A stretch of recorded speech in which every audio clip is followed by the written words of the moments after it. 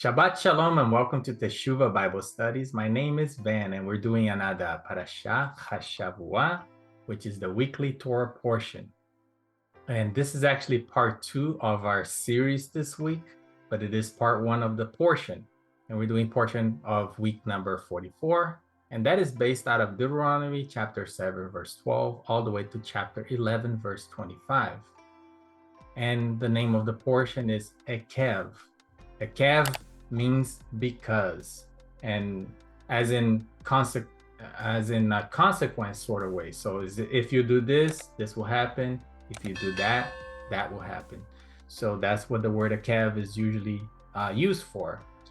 This is how it's written in Hebrew, and we read it from the right to the left. It happens to be the same as the root word. It's the same letters for the root word. The only thing that changes is this form. And all root words are in the form of a verb. And the root would mean to supplant or to overtake. It is the same root word that we see in the name of Jacob, Yaakov, and which is the supplanter, the person who was holding the heel of Esau, his brother, and trying to overtake the birthright of the firstborn. This portion is going to focus again on Moses' supplication to the people this time. Last week we saw that Moses was doing a prayer to Elohim to enter into the promised land, and now he's actually pleading with the people to obey, to Shema, right? To listen, understand, and practice Elohim's Torah, his laws, so that they can enter into the promised land and be blessed at the promised land, not make the same mistakes that their forefathers did, but also that they needed to do this out of love, right? Because Elohim, he's not a dictator that is trying to force people to obey certain rules. And he wants them to do this out of love, because Elohim's also has the same motive, the motive of love, of blessing his people. Love should never be love should be the motive for us obeying Torah, for us to learn and understand what he wants for us. It should be the motivator. It should never be the fear of consequences that drives us to learn and obey Torah, because fear is never enough of a motive that is for a long and healthy relationship, right? If we follow someone out of fear, and that's not going to be a good long-term relationship. It's not going to be a beneficial, mutually beneficial relationship. Love, not benefits, should be also our devotion, what's driving our devotion. That's again another motive that doesn't last, right? If we're following him just to reap the benefits, that is not a loving relationship. You're going to be using Elohim, the creator, to receive what you want. So neither fear nor running after benefits should be our motive for following and learning Torah or learning Elohim's ways. The verse that I took out as a key verse for this portion will be Deuteronomy chapter 7, verse 12 and 13, that says, if you pay attention to these laws and are careful to follow them, then Adonai, your Elohim, will keep his covenant of love with you, as he swore to your ancestors. He will love you and bless you and increase you in numbers. He will bless the fruit of your womb, the crops of your land, your corn, new wine and oil, the calves of your herds, the lambs of your flock, and the land that he swore to your ancestors to give you. So we see here the word Ekev is if, right? If we do this, then he will do that. So it's a consequence, right? But it's beautiful, the words that are used at the beginning of this portion, right? We see here that his motive is love. His motive is love, and so should our motive be, right? It says Adonai, your Elohim, will keep his covenant of love. His covenant of love. Those are beautiful words, right? He will love you and bless you and increase you in numbers. So it's a love covenant, right? He's offering a relationship of love. We see over and over in scriptures where Elohim's covenant with his people is a covenant that is equivalent to marriage. It's a covenant that is equivalent to a relationship of husband and wife, which should be the ultimate love relationship, the ultimate covenant, right? When I proposed to my wife, I didn't give her a bunch of rules that she needs to follow if she wants to be with me, right?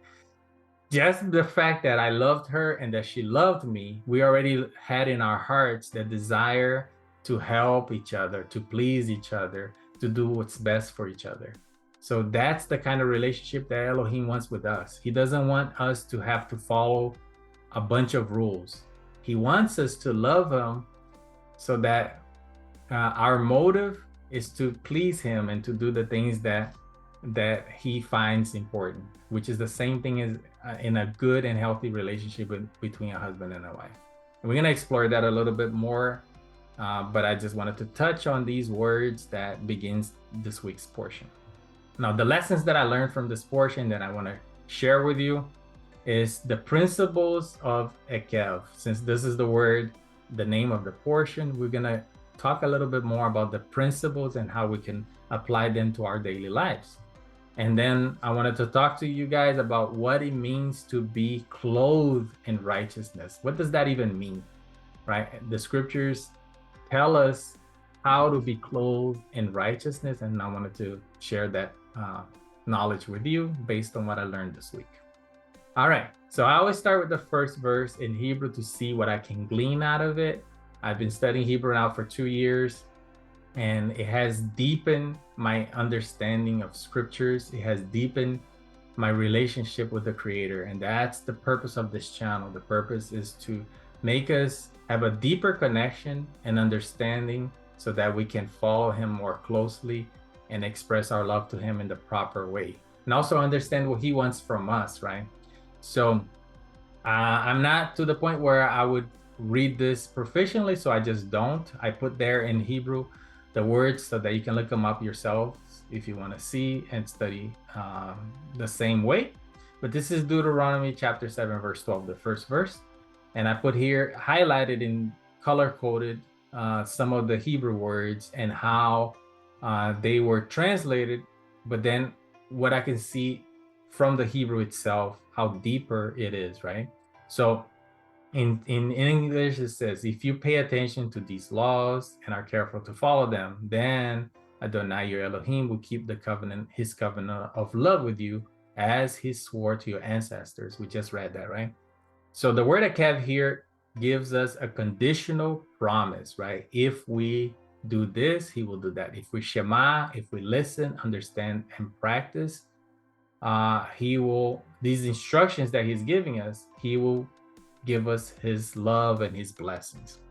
Now, the word here for pay attention, that was translated as pay attention, we can see that inside that word, the root word is shema. Root word is shema, right? In Hebrew, in ancient Hebrew, there is no word for obey. The word shema is the only word used, and that doesn't mean obey. It actually means that it's actually much deeper than that. We need to listen to his instructions, understand his instructions, and practice. That's what Shema means. So that ties it back together to what we learned in the first part of the study, and how we don't even need to really believe in his instructions to reap the benefits. If we follow his instructions, even if we don't believe in them, we're still going to reap the benefits. And if we break his instructions, we're going to reap the consequences. It doesn't really have anything to do with what we believe. It's just based on objective reality. His rules are all based on objective reality. And now the faith that we do need to have is what we studied in a few weeks ago, which is called emunah, which is the faith in action, right? Those are the ways that we can follow his Torah and receive the benefits. So just like a person doesn't need to be educated on eating a proper diet, he doesn't have to believe or know or believe the benefits of eating good, nutritious food.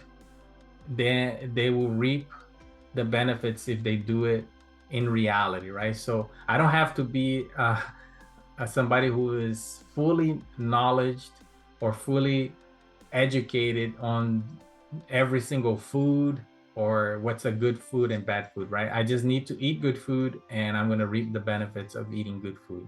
So that's kind of the concept of what I'm talking about here and what Elohim is talking about here.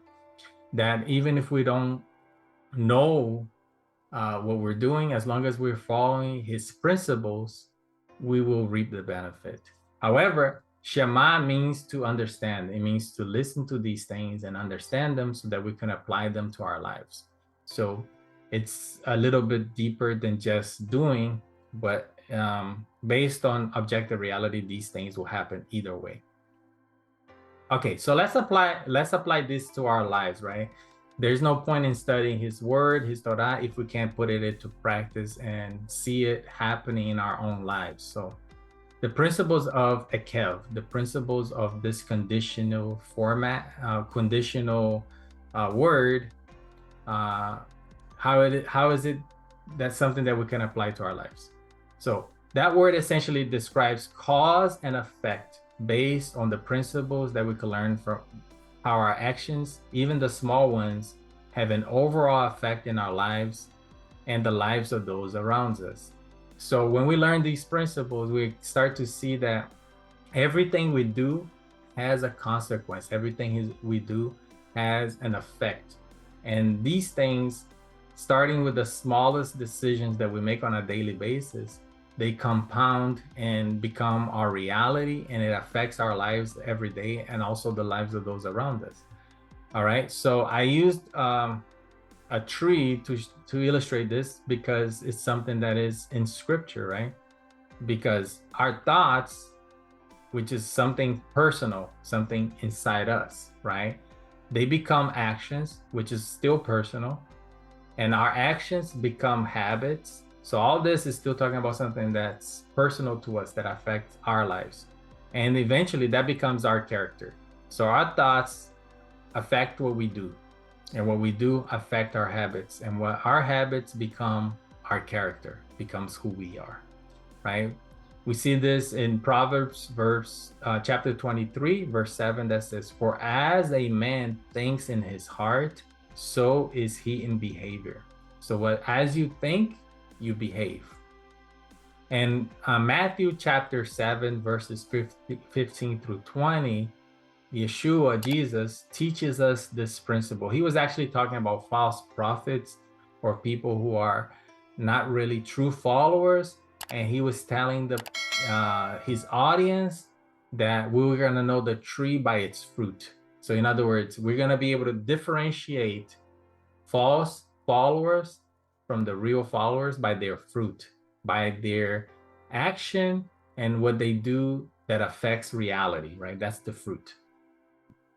So we just learned at the beginning of this portion that fear should not be our motivation, right?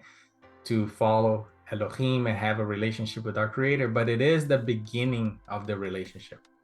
So based on our own motives, we usually start our journey out of fear, right? Because Elohim even says that the fear of Elohim is the beginning of wisdom. And it helps us Teshuvah, it helps us get into the path and turn around and start following Elohim and his ways. And it is grounded in truth. And we see that in Proverbs chapter 9, verse 10. You can look that up later so that the study doesn't become too long. But that's our usual initial motivation to follow Elohim, to Teshuvah, because we fear being judged, right? We fear being separated for all eternity, or we fear death. And usually that's our initial motive. And it is actually a good motive, right? If something causes you to fear death and avoid dying, that's actually a good motivation. That is the reason we were given fear to begin with, so that we could avoid death. So then as we grow and as we progress, our motive becomes love. Love is the correct motive and helps us grow and be set apart, Kodesh, right? It helps us be holy, set apart from the world. So And as we grow, we start to reach out to others. We start to reach out and branch out. And we learn also that perfect love casts out fear. We learned that in 1 John chapter 8, verse 17. So when we come to this point, we start to understand that his love, perfect love, casts out fear. So we become less fearful. And now we're not following out of fear anymore, but we are following out of love. And that progresses to the true faith, emunah, right? The faith in action that we talked about a few weeks ago. Because faith is the result of hearing, trusting, and following his Torah, and it empowers us to spread the good news. When we come to this point in the relationship, now we're branching out. Now we're not just doing things inward anymore, but we're branching out and reaching others. And it helps us shema, or with emunah, right? It helps us follow him with actions that bear fruit, that bear real results in the world. So this is actually the progression of Ekev, right? The cause and effect that progresses as we grow in Christ, as we grow in knowledge, as we grow in understanding of Torah. Eventually, something that started inside us and was working within us becomes something that's out in the world in objective reality. And this can be something positive or negative. It can actually be positive or negative, especially when it starts affecting reality in the world, right? So I put here now an example in scripture of how this could be seen in a negative way in a single verse. So James chapter 1 verses 14 through 15. So I guess it's 2 verses, right? Each person is tempted when they are dragged away by their own evil desires. So again, this is like in reality in the world. And enticed. Then after the desire has conceived or grown, it becomes something more concrete, right? And it gives birth to sin. It becomes sin, which is now outside of your own reality. So it went from desires or thoughts, it grows into actions, and now it becomes something outward, right? It gives birth to sin, and then sin gives birth to death, which is the fruit. So the fruit of sin is death, but it starts with our worldly desire, our evil desires, and then it grows into actions. It conceives actions, and it gives birth to sin, habitual sin. We start sinning continuously, and that eventually gives birth to death. So we see the same progression here in a negative fashion, right? But I wanted to talk about the positive fashion as well, because if you do grow in a positive way and your desires are aligned with Elohim, aligned with the Creator, then your actions out of love will also align with the Creator, and you start reaching out into the world and spreading the good news, the gospel of Yeshua Ha'Massiach, Jesus Christ, and start to bear fruit. And the fruit could be beneficial not only to you, but to those around you. So it's a beautiful picture of the principles of Ekev. And let's talk a little bit more about it, right? How do we apply these principles in our lives? How we apply these principles in a way that's tangible, that's practical, that we can do, right? It's with our daily actions. But going back, is our daily actions that are going to change everything, right? Be careful to follow every command I'm giving you today, which is the word in Hebrew, hayom, today, so that you may live and increase, and you may enter and possess the land that Adonai promised on oath to your ancestors. And this is actually part of our portion. It's tying back to our portion, the Deuteronomy chapter 8, verse 1, right? So we do this hayom, today, every day. Every day you have to start over. Every day is a new beginning. Every day is a new opportunity to learn more about his instructions and obey his instructions, follow his instructions, right? Now, we talked about this earlier, how Ekev has the same root as Jacob, Yaakov, right? We can see here the same words, the same Hebrew letters in both of these names, right? So Ekev is if. So if you walk in his ways, right? Just like our forefather Yaakov or Jacob, who's known as the heel grabber. That's the literal meaning of his name, is the heel grabber. And because he came out of the womb grabbing Esau's heel, he was trying to supplant, he was trying to come out first, right? So he came out grabbing his heel, and that's how he got his name, heel grabber. And we can see that both of these root words was the word for Ekev, which is heel or footprint. So that's the same word as heel or footprint. So that all kinds of ties together to someone walking or a daily walk. We can see that these words all talk about the heel or the foot or footprints, which is tied to our walk, our daily walk.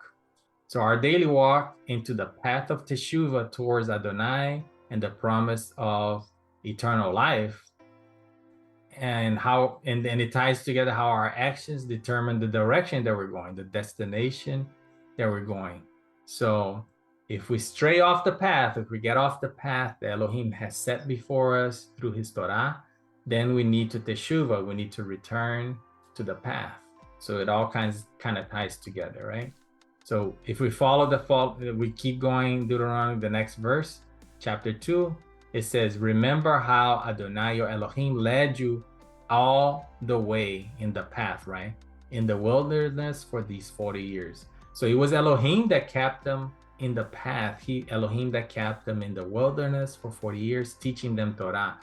They were led by the cloud. They were led by the column of fire by night and the cloud by day. Wherever the cloud stopped, they stopped. Wherever the cloud moved, they moved. So they were led by the presence of Elohim, the creator.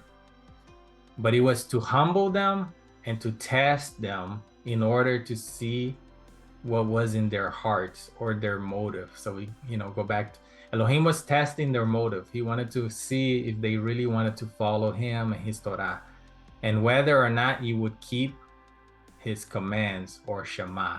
So it kind of all ties together, that the entire purpose of us following, being in this wilderness, right? This life is a wilderness. It is not our final destination. We're out in the wilderness right now, and we're put here so that we have a period of time on earth to be tested, to see if we're going to really follow and believe and follow his instructions, and to see our motives, right?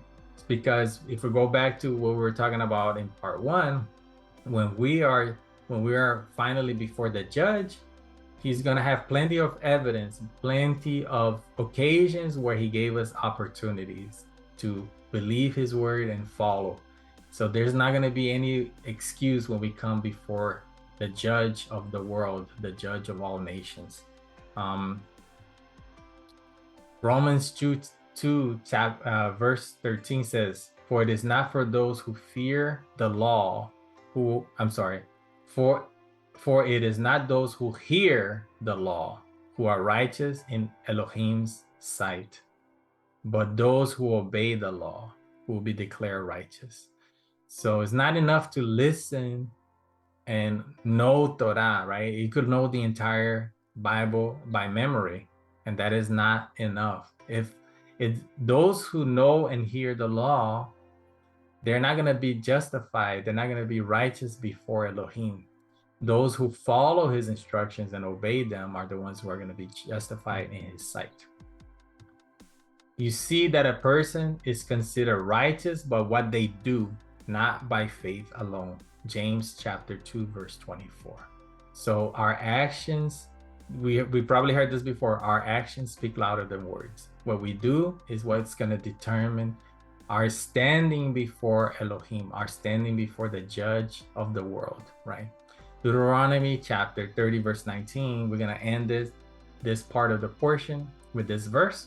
And it says, this day, again, Hayom, this day, I call the heavens and the earth as witnesses against you, that I have set before you life and death, blessings and curses. Now choose life so that you and your children may live. So this is a perfect verse to tie everything together. Hayom, every day, this day, today, Elohim is setting before you what's right and what's wrong. Today, he's setting before you the good and the bad. And he's telling you, choose life. He's telling you, I'm putting before you life and death. Choose life. He's pleading with you to choose life, right? Choose to do the right thing. Choose to follow his instructions.